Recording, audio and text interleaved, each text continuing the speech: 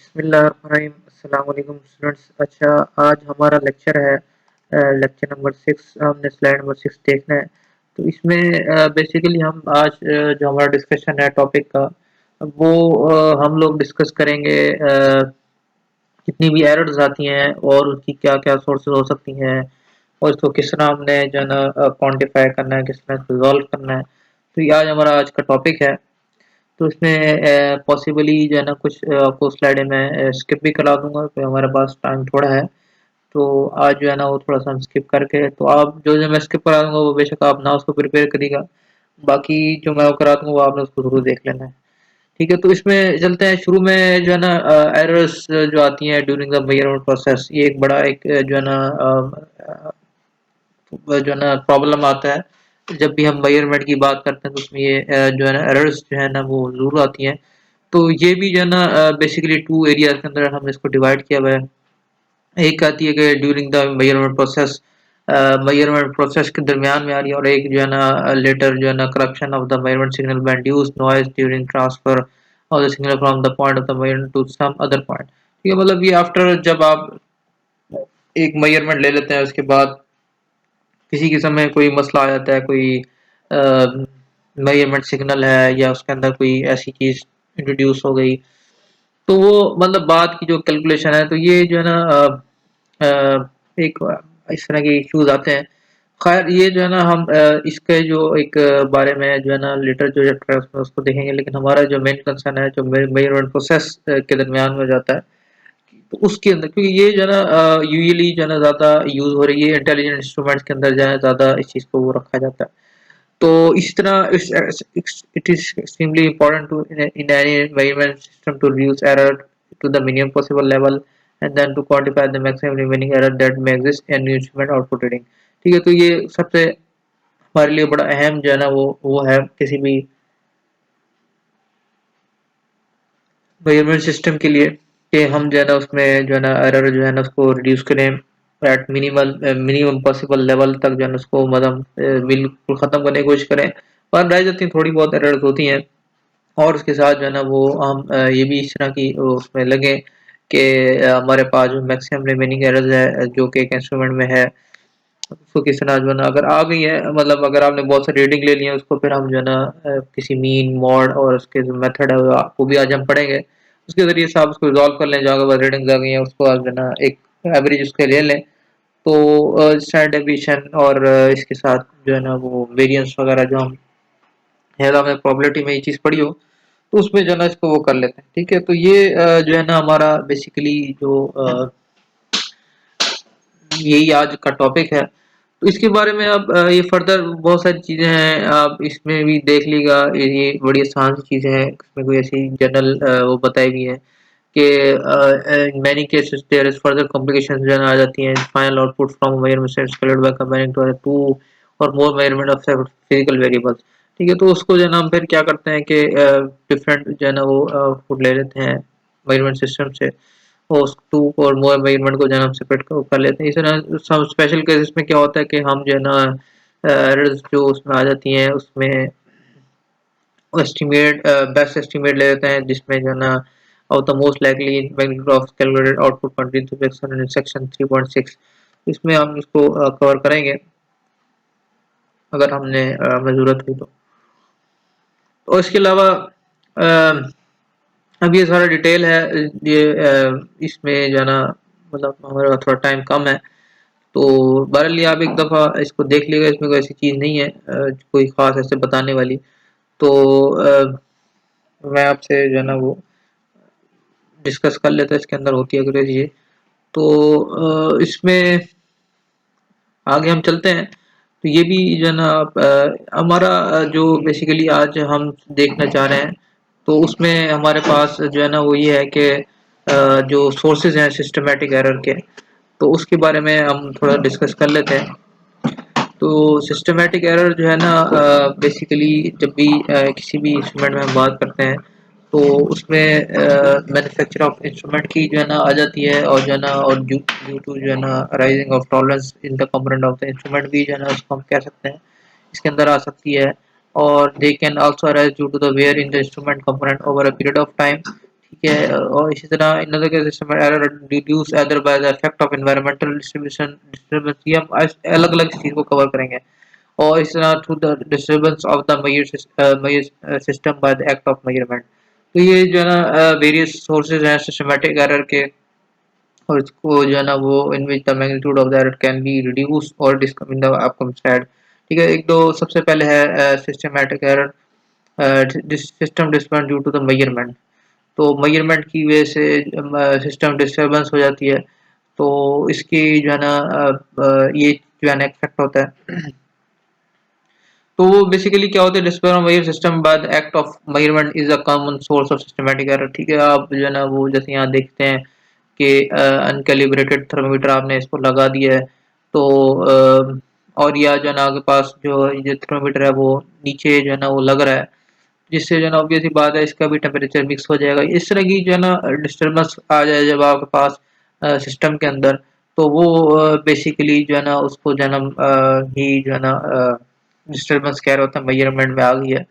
तो अब इसमें जो है ना वो इसी तरह ये एग्जांपल दी हुई है हॉट वाटर की, कि उसको जो है ना उन्हें टेम्परेचर मेजर करना है, ग्लास में मीटर है जिसको जो है ना रूम टेम्परेचर पे होता है, उसको जो है ना वाटर में डाल दिया। उसमें क्या हुआ कि उसमें जैसी बात है रिलेटिव कोल्ड मैस है थर्मामीटर का, और हॉट वाटर जब आप डाला तो heat transfer take place between the water and thermometer. तो एक हीट ट्रांसफर होगी जिससे जो है ना वो टेम्परेचर ऑफ द वाटर जो है ना वो लो हो जाएगा। ऑब्वियस सी बात है कि जब आपको एक चीज़ डालना है तो इसकी जो है ना थर्मोडायनामिक्स का लॉ है कि उससे भी जो है ना फर्क पड़ेगा। तो आपका जो है ना इससे जो है ना reduction temperature case would be small as to detectable by the limited biometric search thermometer. तो उससे बहुत माइनर सा इफेक्ट आएगा, इतना ज़्यादा नहीं आएगा, लेकिन वो उससे ज़्यादा डिटेक्टेबल नहीं होगी। तो इसी तरह ऑल में जो मेजरमेंट सिचुएशन है उसके अंदर ये चीज़ें आती हैं, तो उसमें जो है ना वो ये इश्यूज आ रहे होते हैं। ठीक है, तो इसीलिए जो है ना वो हम जो है ना इसको बड़ी एक हमारे लिए जब भी आप कैलकुलेशन कर रहे होते हैं या किसी मेजरमेंट कर रहे होते हैं, इन चीज़ों का बड़ा ख्याल रखना पड़ता है कि आपका जो सिस्टम सेट हुआ है वो इस उसमें है कि वो जो मेजरमेंट देने लगा वो ठीक है कि नहीं ठीक होगी। तो इसी तरह जो है ना इस तरह के पास ऑरिफिस प्लेट के एग्जांपल इन्होंने ली है, तो वो भी जो है ना एक फ्लूइड कैरिंग पाइप है फ्लो रेट मेजर करने के लिए। अब होगा क्या है कि function of pressure is that is measured other side with orifice plate. तो अब जो है ना जो प्रेशर मेजरमेंट हो रहा है तो उसकी जो अदर साइड जो ऑरिफिस प्लेट है उसमें भी जो है ना ये चीजें आ सकती हैं। तो major procedure causes of permanent pressure loss in the flowing fluid, pressure loss की भी जो है ना चांसेस होते हैं। तो ये इस तरह जो है ना इसके अंदर डिस्टर्बेंस जो है ना वो मेजर जो है ना सिस्टम में आ सकती है। तो इसलिए जो है ना ये सारी चीज़ें हैं कि हम जो है ना इसमें जब भी हम जो है ना वो करेंगे तो उसको जो है ना इस सिस्टम को इस तरह हमने वो करने के पहले से आपको पता हो कि इसके अंदर यार ये जो मैं लगाने जा रहा हूँ तो उसमें क्या क्या पॉसिबल जो है ना वो चीज़ें हो सकती हैं। ठीक है, तो जो ये सिस्टम जो है ना जब भी हम मेजरमेंट कर रहे हो तो उसमें डिस्टर्बेंस इस तरह की प्रोड्यूस होती है। ठीक है, तो इस तरह अब जो है ना इलेक्ट्रिक सर्किट्स हैं तो ये भी आप स्किप कर दें, ये आपसे रेलिवेंट नहीं है। ठीक है, ये भी स्किप कर दें, और ये भी सारे सिस्टम डिस्टर्बेंस की जो है ना मुख्तलिफ एग्जाम्पल्स हैं, तो इसको भी बेशक छोड़ दें। ये जो है ना 5 स्लाइड हो गई 6, तो ये जो है ना आप इनको बेशक स्किप कर दें, ये भी आप स्किप कर दें। हाँ, ये जो है ना अब हम देख लेते हैं। तो हम आपने ये हमने जो है ना 10 से लेके 18 तक स्लाइड स्किप कर दी है, इसका इतना वो हमें ज़रूरत नहीं है कि थोड़ा इलेक्ट्रिकल से आपको सिर्फ जनरल वो बताना है कि जो है ना डिस्टर्बेंस जो मेजरमेंट में आती है वो किस किस तरीके से आ सकती है। मैंने आपको शुरू में एग्जांपल दी, बिकर की एग्जांपल सबसे इजी है, उसके लिए आप जो है ना वो कर सकते हैं सपोर्ट।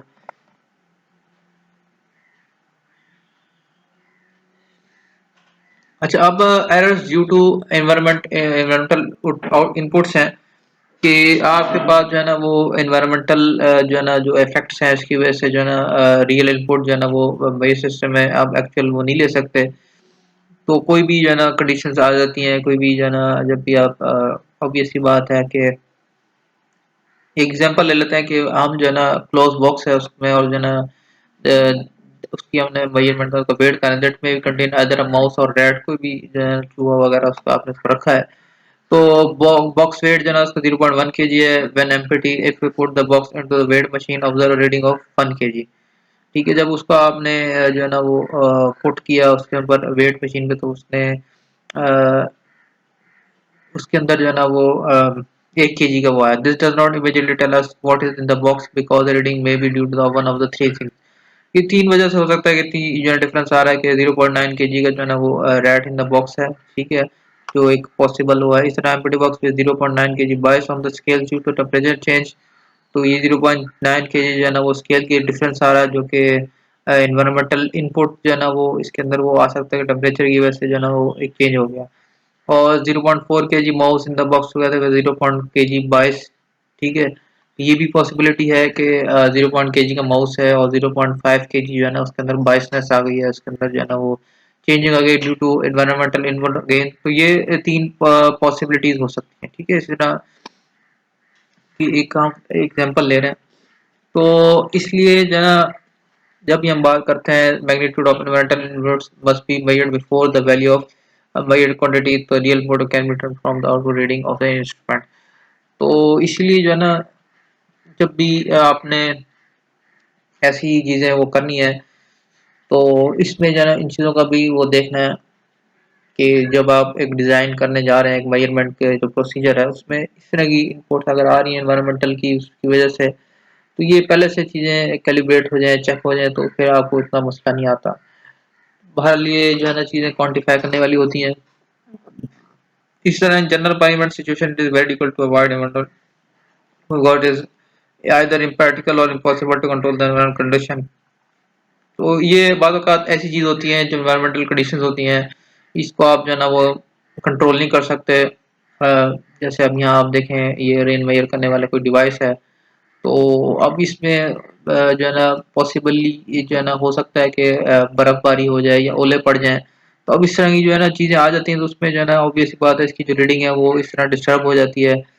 तो इस तरह जो है ना मतलब मुख्तलिफ जो है ना एनवायरमेंटल की मैंने आपको जैसे उसकी एग्जांपल दी है, तो कोई भी चीज़ हो सकती है। तो system designer therefore charge with the task of either reducing the weakness of the measuring instrument to environmental inputs और alternatively quantify the effect of environmental inputs and correcting for them in the instrument output reading. ठीक है, तो उसको दो ही तरीके हैं कि आप जो है ना जो उसकी मेजरमेंट इंस्ट्रूमेंट की जो वीकनेस है उसको जो है ना वो दूर कर दें।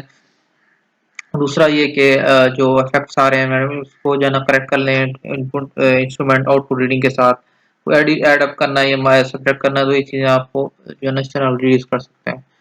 तो अब तीसरा आपके पास आ जाता है वेयर इन इंस्ट्रूमेंट कंपोनेंट है। ठीक है, उसके अंदर कोई जो है ना वो आपके पास developed due to over a period of time because of wear in instrument component recalibration often provide a full solution of this problem। ठीक है कि एक सिंपल सी बात है कि इसके अंदर कोई जो है ना वो चेंजिंग आ जाती है, जैसे बहुत बहुत मैंने आपको वेट मशीन का बताया था कि वो अपने जो है ना वो जीरो से हट जाती है, तो उसको आप जो है ना रिकैलिब्रेट करते हैं उसको, तो अपनी जगह पे आ जाती है। इस तरह एक और जो है ना एक वजह हो सकती है वो कनेक्टिंग लीड्स हो सकती है कि जब आप किसी उसको कनेक्ट कर रहे होते हैं सिस्टम को, तो इसमें जो है ना वो इस तरह आपके पास तो जिसे कहते हैं कि कनेक्टिंग लीस्ट जो है ना आपने अगर कोई लगाई है या कोई पाइप को जोड़ा है, उसमें पॉसिबली जो है ना आप गलत उसको जो है ना वो कर देते हैं, जिस पे जो है ना प्रॉब्लम आ सकती है। ठीक है, failure take account of the resistance connecting lead. ठीक है, और pipes in the case of pneumatically or hydraulically actuated measurement system. ठीक है, पाइप वगैरह तो उसमें कोई जो है ना अगर बस हाइड्रोलिकली कोई इश्यूज आ जाते हैं, तो where screening throughout essential then the routing of cables also need careful planning. तो आपको इशू से देखना है केयरफुली जो है ना इसको आपने करना है। A simple valve within a system such as bent meter needles and poor cabling practice can usually be readily and cheaply rectified once they can be जो है ना identified। ठीक है, तो इसको जो है ना आप इस उससे जो है ना वो बैंड मीटर नीडल है या पुअर केबलिंग प्रैक्टिस है, तो इसको जो है ना आपने जो है ना अब कमिंग स्लाइड में हम इसको इसकी फर्दर वो डिस्कस कर लेते हैं, आपने इसको किस तरह वो करना है। ठीक है, तो अब जो है ना वो हमारे पास रिडक्शन जो है ना सिस्टम है कि एरर किस तरह उसको रिड्यूस कर सकते हैं। तो इसमें मुख्तलिफ जो है ना वो आपके पास मेथड्स हैं। तो इसको हम देख लेते हैं। एक तो सबसे पहले ये है कि केयरफुल इंस्ट्रूमेंट डिज़ाइन है।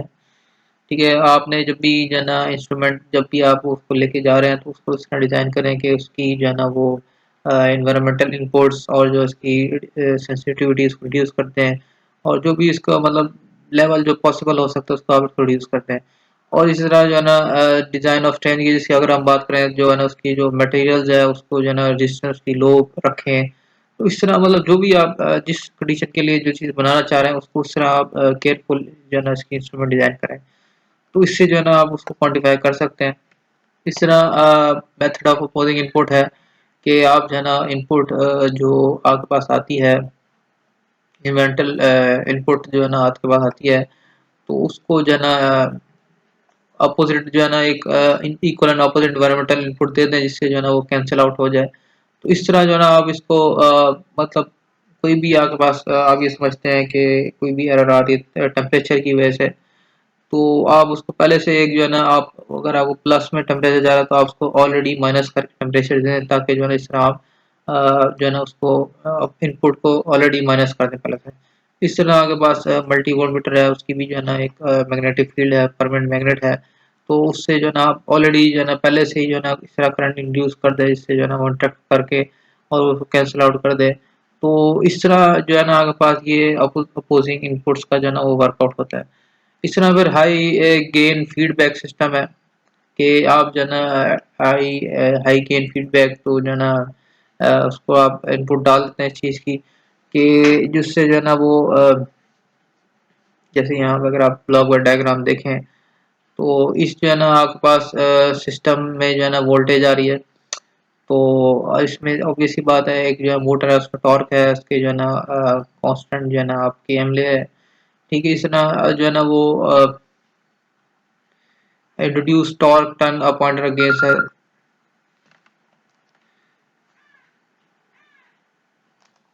जी, तो ये हमारे पास इसको हम यूज़ करते हैं हाई गेन फीडबैक सिस्टम को। तो ये भी असल में बेसिकली ज़्यादातर इलेक्ट्रिकल इंस्ट्रूमेंट होते हैं, उसमें करंट की जो वो होती है उसको जो है हम ज़्यादा यूज़ करते हैं उसके अंदर। तो ये जो है ना वोल्टेज में इंस्ट्रूमेंट और इसमें जितने भी वोल्ट मीटर और एमीटर उसके अंदर जो है ना उसका इस्तेमाल करते हैं। तो देख लें इसको, अगर आपको समझा ठीक है, नहीं तो स्किप कर देंगे।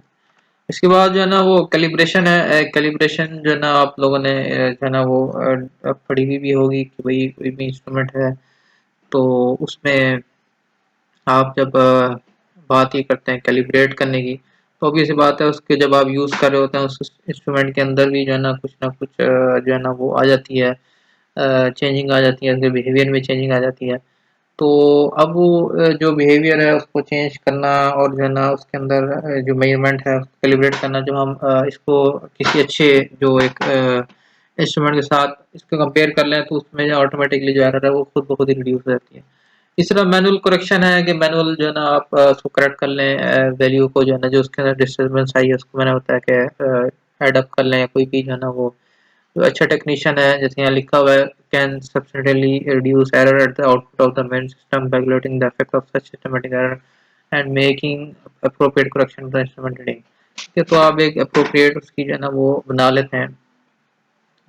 और ये इतना आसान नहीं है कि इसकी जो है ना मतलब ये एक एक्सपर्ट बंदा कर सकता है। तो और ये जो है ना एक प्रोसीजर जो है ना ऑटोमेटिकली जो है ना वो इंटेलिजेंट इंस्ट्रूमेंट खुद ही इसको वो कर लेता है।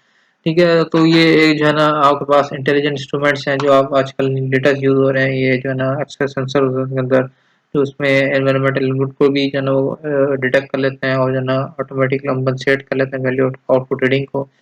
तो उसके अंदर जो है ना वो इफेक्टिवली जो है ना वो सिस्टमेटिक एरर डील करने का वो होता है। और और जो है ना इसमें जो है ना बहुत कम एरर्स के जो है ना चांसेस होते हैं। तो ये नेक्स्ट चैप्टर में हम इसको डिस्कस करेंगे। तो ये जो है ना स्लाइड थी, अब इसके बाद जो है ना इसी से रेलेवेंट है आगे पास स्लाइड नंबर 7। तो इसमें हम जो है ना बेसिकली बात करेंगे रैंडम एरर्स की।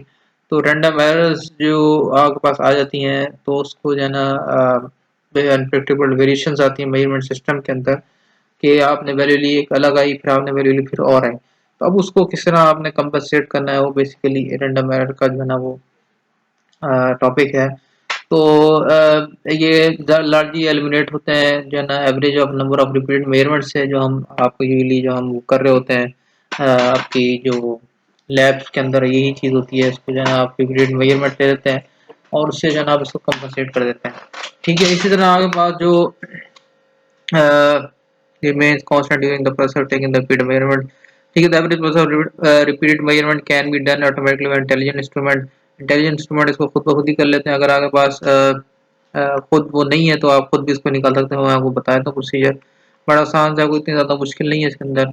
और उसके अंदर मीन मीडियन की वैल्यूज हमें निकालनी होती है। ठीक है, तो मीन आपको पता है क्या होता है कि आपके पास कोई भी वैल्यूज है, जितनी वैल्यूज नंबर ऑफ वैल्यूज को लेके डिवाइड बाय नंबर ऑफ जितनी वैल्यूज हैं सबको एड अप कर लें, उसके डिवाइड बाय नंबर ऑफ जो आपके पास वैल्यू है उसको सेट ऑफ एन जो है ना मेजरमेंट है x1 x2 जितनी भी आपने मेजरमेंट्स लिए हैं उसे डिवाइड कर लेंगे तो आपके पास मीन आ जाएगा।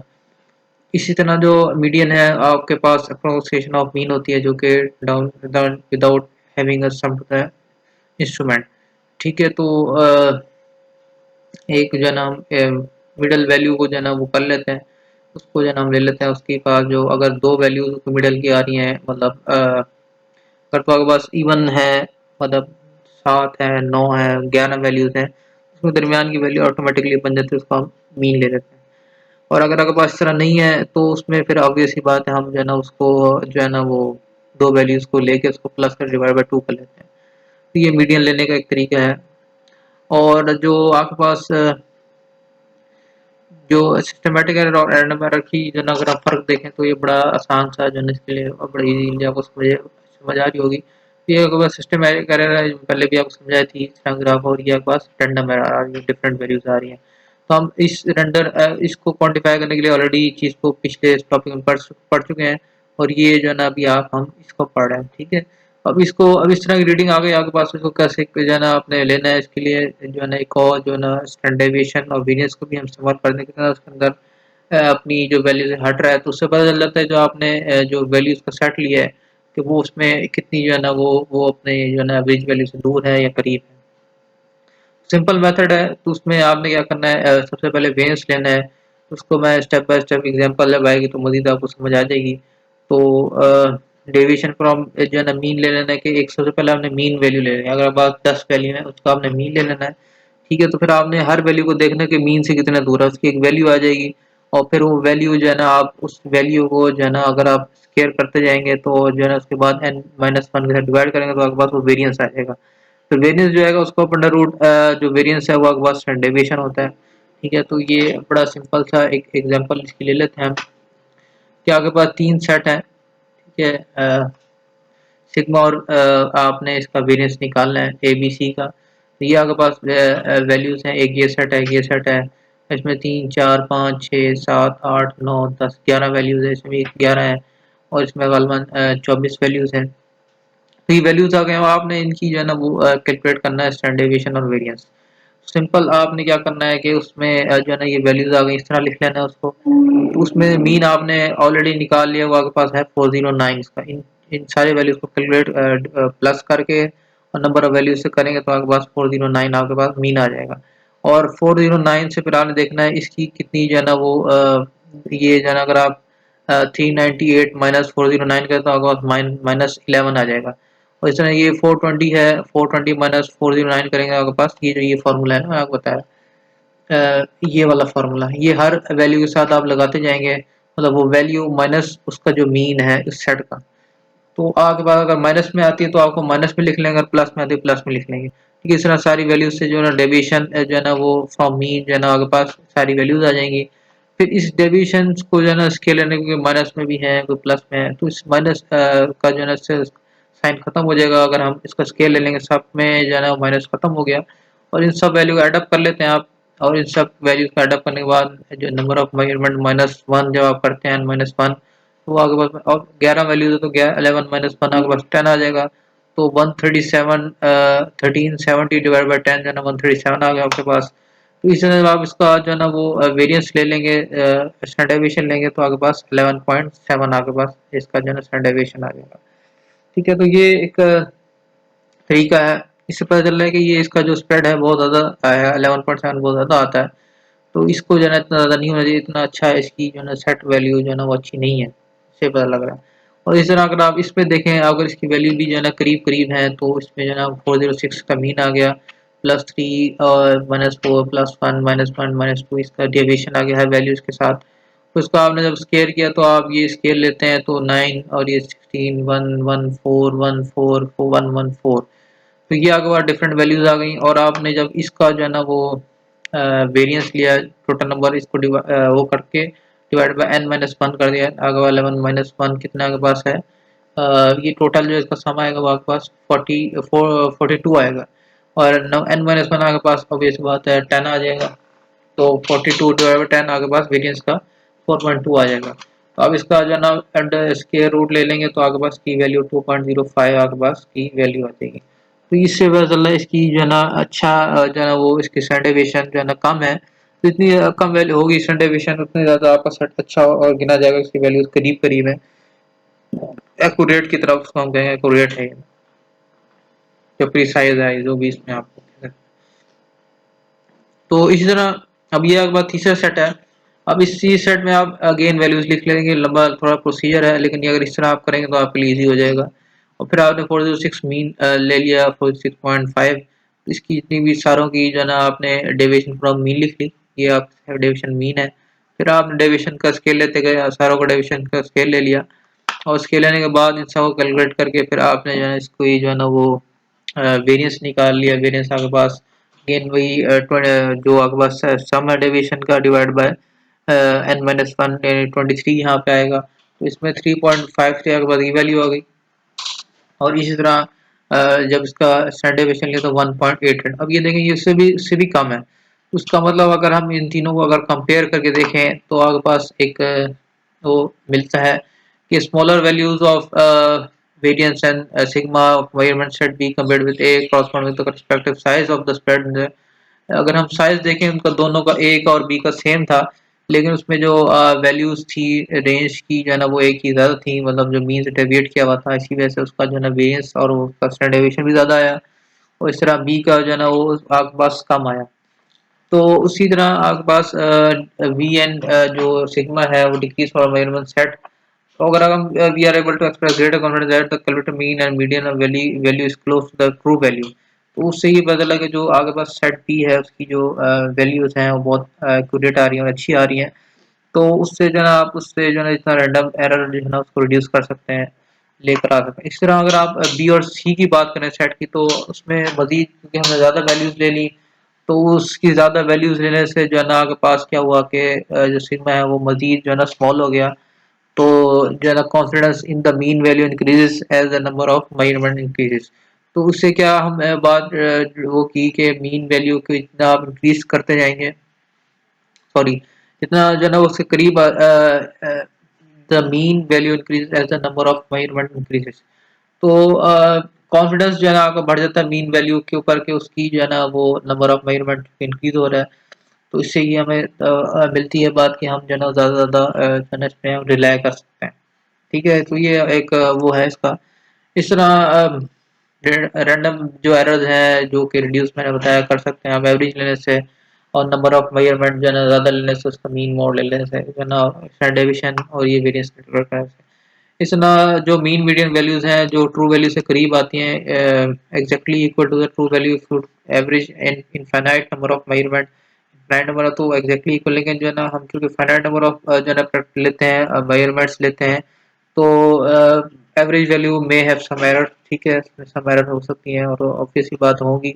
तो error can be converted the standard error of the mean which will be discuss in detail letter.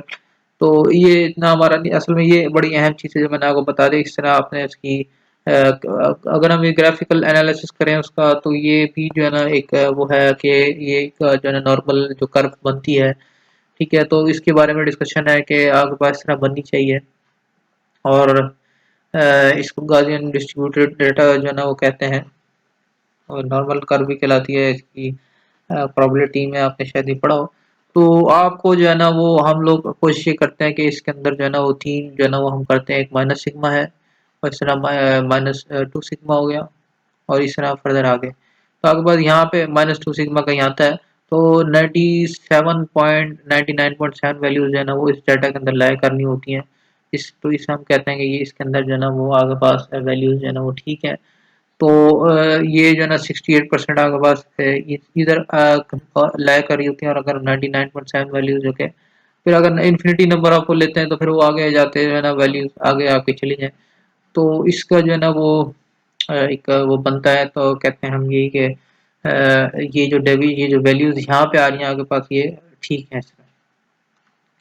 तो ये टेबल बना हुआ है इसका, प्लस माइनस सिग्मा में हमारी 68 वो जो है ना वो डेटा पॉइंट लाई कर रहे हैं, और आउटसाइड बॉडीज में 32 है।